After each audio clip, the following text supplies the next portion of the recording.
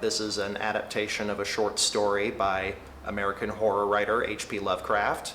It's one of his earlier short stories, and it's this very, very creepy gothic tale all about this mysterious narrator who can't remember who he is, doesn't even know what he looks like. All he knows is that he's been in this dark castle his entire life. Everything he knows from the antique, moldy books that are around him. And one day he decides, I'm gonna get out of this castle, I'm gonna go and I'm gonna find the world that I've read about all my life, and find light, find other people. The short story on its own contains some really brutal descriptions of isolation and loneliness and depression and despair, and that's all well and good, but we've decided to sort of expand the story a little bit. We've incorporated some of H.P. Lovecraft's own real-life letters and passages from his wife, Sonia H. Davis, her memoir that she wrote, in order to sort of take the autobiographical element of, that I found anyway, in the short story and bring that to the surface. The stones in the crumbling corridors seemed always hideously damp, and there was an accursed smell everywhere, as of the piled up corpses of dead generations. It was never light, so that I used sometimes to light candles and gaze at them steadily for relief.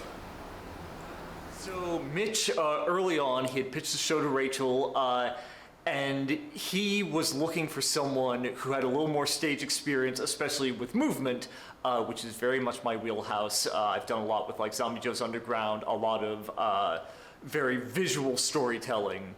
And so we sat down over Zoom, we had these two little meetings, and the more we talked, the more we found that we had a very shared interest and view of H.P. Lovecraft's works.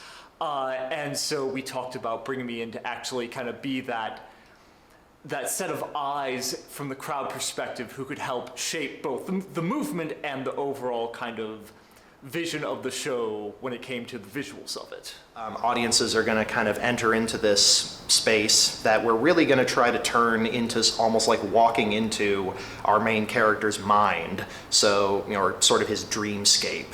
So there's going to be all this foliage, all of these old books that are kind of like just pouring out of the walls and littering the floor. The floor is going to be covered with this rich, loamy soil to sort of give the place that kind of graveyard scent. I dragged myself up from the floor and fumbled about for windows, that I might look for the first time upon the sky and the moon and stars of which I had read. But on every hand I was disappointed, since all I found were vast shelves of marble, bearing odious, oblong boxes of disturbing size. I do have an appreciation of how dense Lovecraft's words are. He's very descriptive, he's very wordy. Anything that can be told in a sentence, he takes 3 paragraphs. And so taking such beautifully descriptive language and then making it work and finding the way to kind of cut through it in a visual medium, it's a very fun challenge. Well, some of it is finding the emotion and tension that Lovecraft was trying to put through his words and finding how can we convey that through the human body? How can we convey that with just a single man on stage? And sometimes that's even taking out Lovecraft's words and say, okay, he's describing this feeling, this sensation, and we don't need 70 words to do it because Mitch has this beautiful way of moving and we can find a way to harness that and show that to the audience. And then sometimes it's finding a way of how do we link these words that he's saying that were written to Mitch and his moving through the space in a way that'll really get under the audience's skin. I cannot even hint what it was like, for it was a compound of all that is unclean, uncanny, unwelcome, abnormal, and detestable.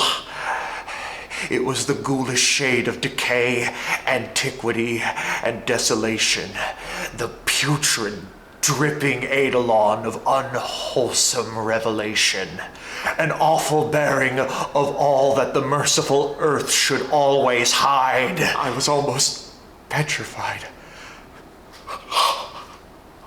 I was almost paralyzed. My eyes, bewitched by the glassy orbs that stared loathsomely into them, refused to close. I threw out my hand, and in one cataclysmic second of hellish, nightmarish accident, my fingers touched the outstretched paw of the abomination in the gilded frame. Right, yeah, we're doing 4 performances, 2 performances a night, September 27th and September 28th. So we really hope that, people grab their chance to see it.